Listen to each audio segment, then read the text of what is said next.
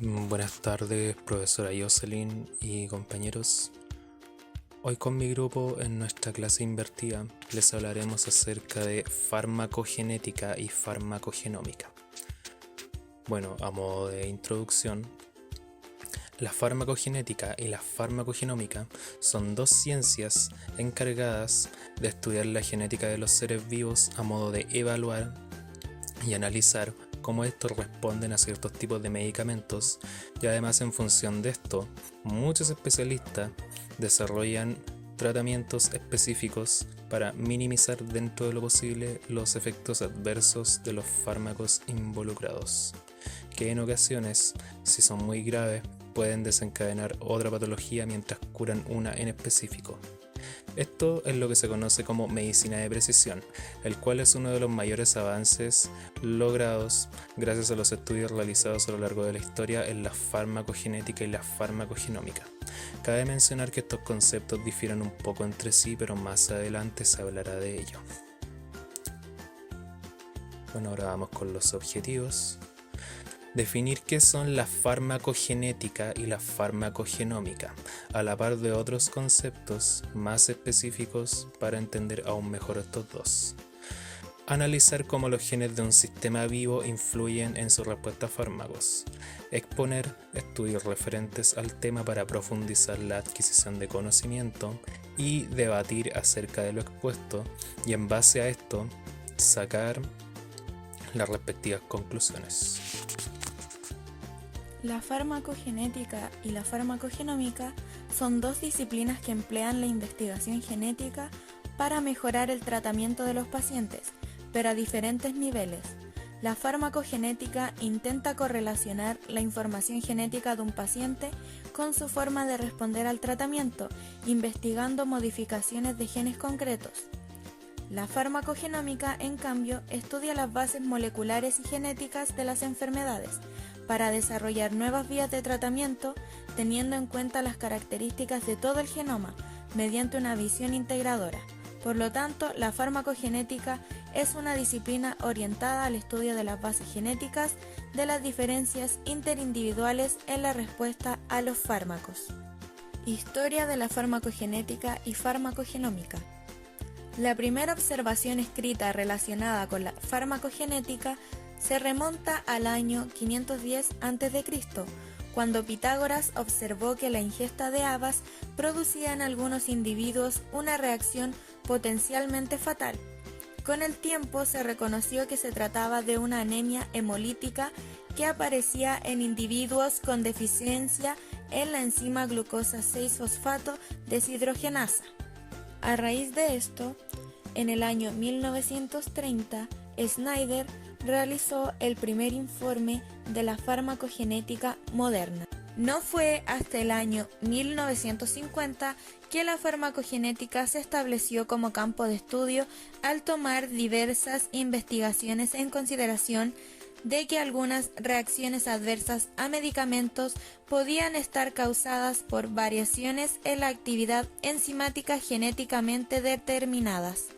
En el año 1957, Motulsky fue el primero en documentar el concepto de que los defectos heredados en el metabolismo de fármacos podían explicar las diferencias individuales en la respuesta a medicamentos. En el año 1959, Friedrich Vogel fue el primero que propuso el término farmacogenética, y en 1962, Callow escribió la primera monografía sobre este tema. Por otro lado, el término farmacogenómica no aparece hasta varias décadas más tarde, como respuesta a los hallazgos del proyecto Genoma Humano. Uso de estas disciplinas. Su principal objetivo es el desarrollo de la medicina individualizada, comúnmente conocida como medicina personalizada, para poder optimizar la eficacia de los fármacos, limitar la toxicidad de los mismos, reducir los costes y por tanto mejorar la calidad asistencial. Estos beneficios potenciales han motivado la incorporación de los datos farmacogenéticos a la investigación clínica. Al momento de hablar de variabilidad interindividual, debemos de tener en cuenta que la variación en el genoma humano es una de las cosas más importantes de la respuesta variable a los medicamentos. También que la farmacogenética es una disciplina científica que está orientada al estudio de los aspectos genéticos relacionados con la variabilidad de la respuesta a los medicamentos en individuos o poblaciones. También debemos de tener en cuenta que conociendo cómo un determinado polimorfismo genético afecta el metabolismo y la acción de los medicamentos, es posible predecir para cada paciente qué medicamento es el que ofrece mayor beneficio terapéutico y qué probabilidad va a existir de desarrollar una reacción adversa en función de su dotación genética. También la variabilidad interindividual es una respuesta a un fármaco que se puede atribuir a la expresión de la variabilidad biológica interindividual, ya que puede ser debido a diferentes causas como farmacocinéticas, como por ejemplo la absorción, distribución, metabolización y excreción que se puede determinar en diferentes intensidades y duraciones de la respuesta, o bien causas farmacodinámicas, como una interacción entre el fármaco receptor. Y cada uno de estos factores puede ser diferente de un individuo a otro a causa de determinantes genéticos, ambientales o patológicos, y depende también de la gravedad o intensidad de la enfermedad o síntoma que se desea tratar. También se dice que las causas de esta variabilidad dependen de acciones conductuales como el cumplimiento o la adherencia al tratamiento e incluso indeficiencias del sistema como son los errores de medicamentos. También si repasamos lo que ocurre cuando se administra un fármaco hasta que se ejerce su acción, podemos ver que los pasos necesarios son múltiples y complejos como la absorción, distribución, metabolismo e eliminación. Y en cada una de las etapas que mencioné anteriormente, se pueden encontrar similitudes de secuencia. Eso sí, en cada organismo se va a aportar con diferencias sustanciales al momento de procesar el fármaco desde su administración hasta el momento de su eliminación. Y la acción de cada fármaco en cada individuo y en cada momento va a depender mucho del cúmulo de factores que estén mutuamente interrelacionados y también susceptibles de ser modificados también por otros factores endo y exógenos que están implicados en la fisiología y patología de cada individuo en dicho momento. Es así también como vamos a poder afirmar que la respuesta farmacológica en un paciente es una respuesta de carácter poligénico con una modulación ambiental que es particular en cada individuo. La genética parte de la premisa de que la estructura genética del individuo tiene un papel determinante en la respuesta al medicamento y que es posible explicar una respuesta farmacológica a partir de ciertos genotipos. En los primeros años de desarrollo de teorías sobre la farmacogenética, los estudios farmacogenéticos se enfocaron en genes involucrados en procesos farmacocinéticos, especialmente en el metabolismo y transporte de medicamentos a través de membranas biológicas.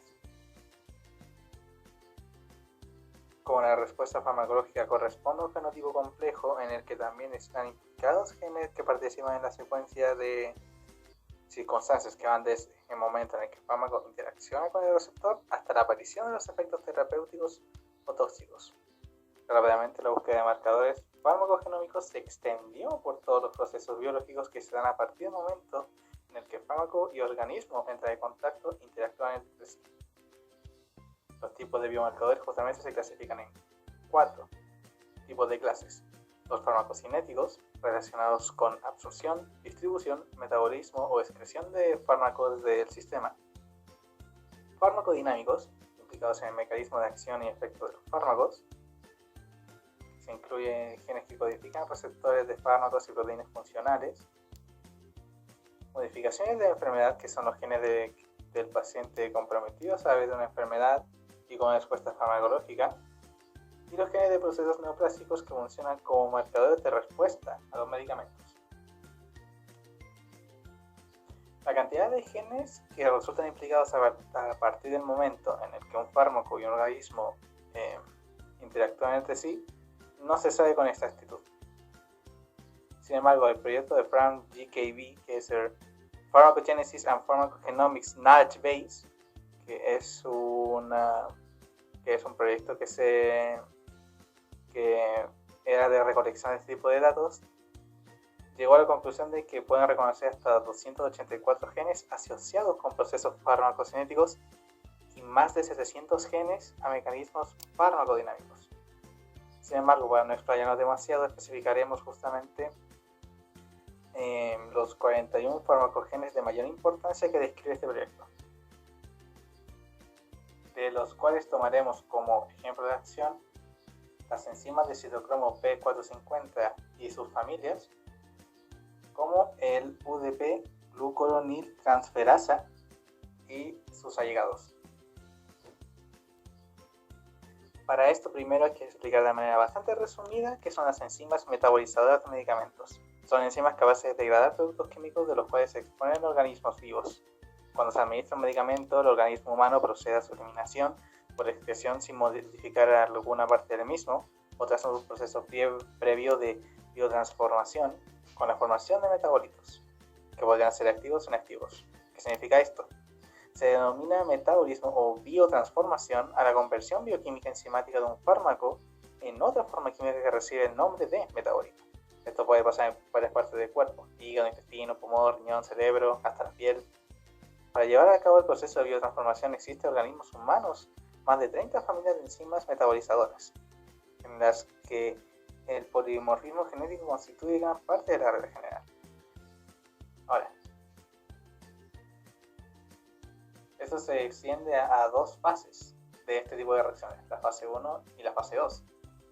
En la fase 1 interactúa la enzima de citocromo P450 y en la fase 2 la glucuroniltransferasa. Existen distintas reacciones involucradas en el metabolismo de los fármacos, que son las reacciones de fase 1 y fase 2 previamente dichas. Las reacciones de fase 1 consisten en procesos de oxidación, reacción metabólica más importante, y reducción e hidrólisis. Son las que habitualmente se producen primero y alteran o crean nuevos grupos funcionales. Tomando de ejemplo la enzima de citocromo P450. Las reacciones de oxidación más importantes son las mediadas por la familia de enzimas denominadas por el término citocromo P450, de las cuales se han caracterizado cientos diferentes que constituyen a una superfamilia genética.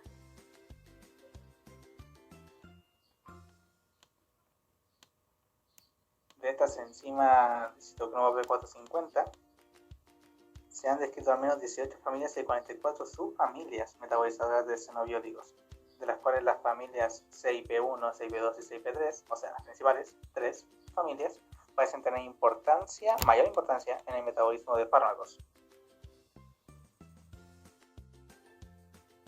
Mientras que las familias secundarias CIP1A2, CIP12A8 y CIP3A4 son responsables del metabolismo de la mitad del 80% de los fármacos que normalmente se podrían administrar en un órgano humano, mientras que la otra mitad se metaboliza por la ruta de las ioenzimas CIP2B6, CIP2E9, CIP2C9 y CIP2D6. Mientras que por el otro lado, las reacciones de fase 2 son reacciones de conjugación de las cuales en fármaco con metabolito procedente de la fase 1 se acopla un sustrato endógeno, aumentando así el tamaño de la molécula, por lo cual se inactiva el fármaco y se facilita su excreción, o sea, expulsión del sistema. Y una de las enzimas que interviene en este tipo de reacción es la UDP glucuroniltransferasa, que también, al igual que el ejemplo anterior de la enzima de citocromo P450, también forma una superfamilia genética de enzimas y que son responsables de las reacciones de glucuronilación.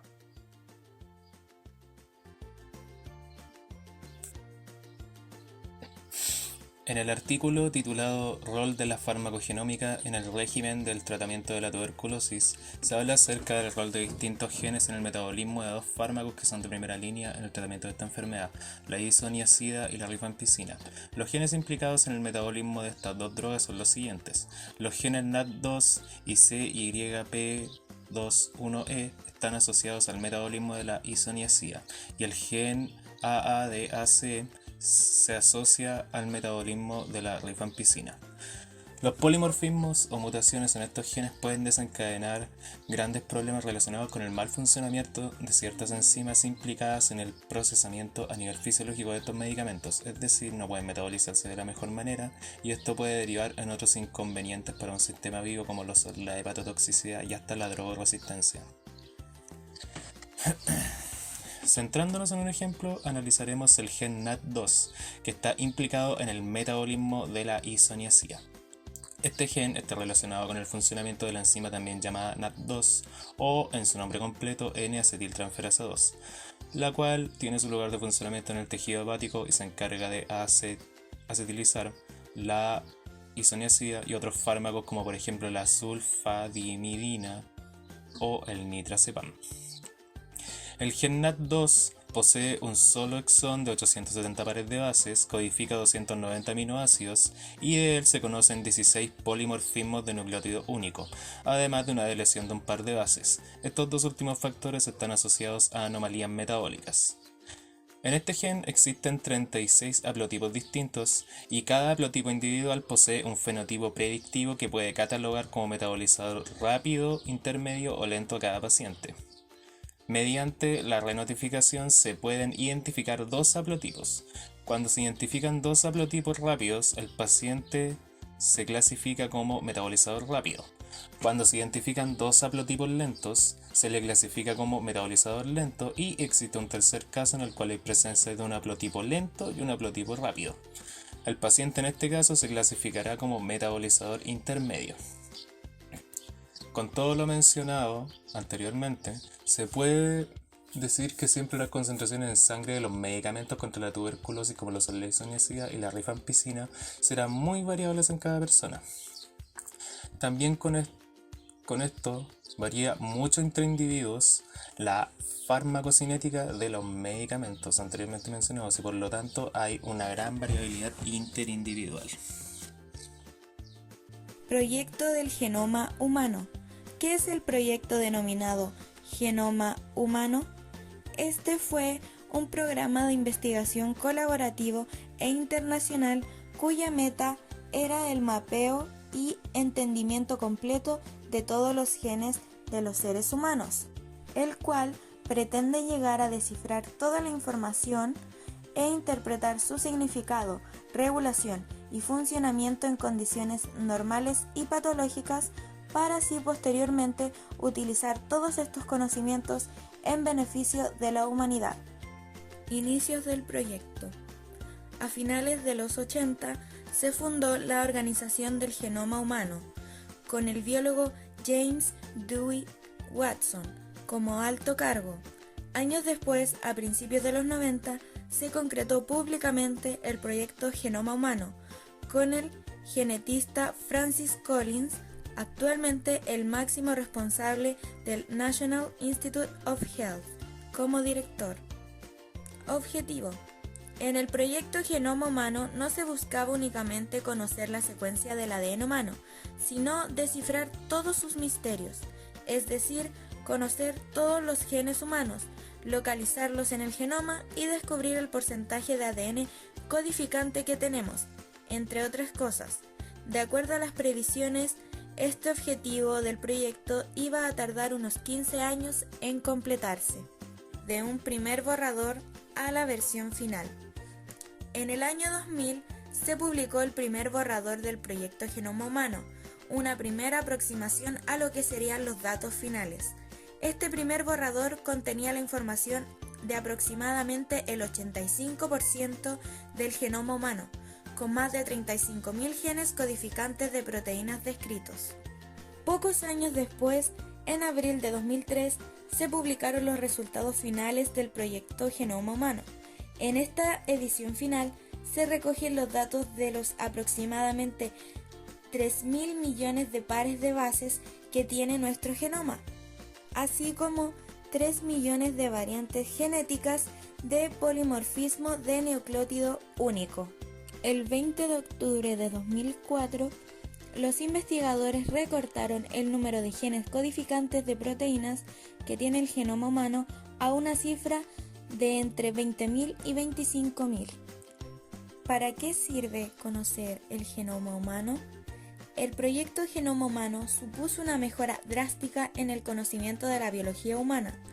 Gracias a él, se lograron mapear muchísimos genes relacionados con enfermedades genéticas, abriendo paso a la creación de nuevos métodos para diagnósticos y tratamientos, así como nuevas investigaciones para conocer qué mecanismos genéticos están implicados en la aparición de ciertas enfermedades. Reviews o recompilados. En pantalla se pueden observar distintos nombres de papers de los cuales se sintetizó la siguiente información. La farmacogenética y farmacogenómica son disciplinas nuevas que se encuentran en un proceso evolutivo. La farmacogenética es la ciencia básica y aplicada que tiene sus orígenes en trabajos de confluencia en genética, bioquímica y farmacología.